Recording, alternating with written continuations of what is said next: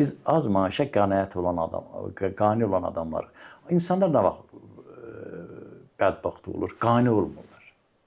Elə bilirlər, yenə deyirəm, daha yaxşısı var, daha yaxşıdır. Belə olmalı deyildi. Belə olmalı deyildi. Bu mənada... Baxın, siz deyirdiniz ki, dostları yığışır ətrafına və ona yanlış yola çəkirlər də. Biz çox elə dostlar görmüşük. Yaxşı ki, Kərəmət elə lap yanlış yollara getməyib də, yəni qayıda bilib. Mən nəyi bilmək istəyirəm də, bir insanın dönməyi üçün nə lazımdır? Siz də danlayırdınız, siz də üstünə gedirdiniz, cəmiyyət də danlayırdı. Onun paylaşımlarının altında nələr yazılırdı? Ana çox peşmanıdır. Ailədə problemlər var idi, indi bilirik də.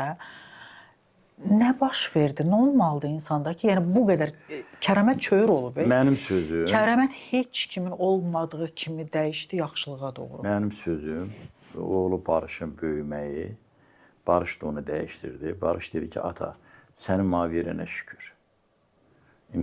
Barış əksin deyirdi də. Sən, Barışın da fantaziyası var da. Yalandan gəlin mənə deyir ki, baba, mən gələndə it çıxdı qavamıza, uşaqların hamısı qaçdı. Bir də efirdə deyirəm. Psixologda oturub, qaçdı. Mən qaldım, qəhrəman. Mən qaldım, mən itin qulağından tutdum, ağzına vurdum, yıxdım yerə, baxdım belə falan. İt də qaçdı. Deyirəm, mən də dedim, Barış, sağ ol, sağ ol. Psixolog buna deyir ki, bak, uşağa yalancılığı öyrədirsən.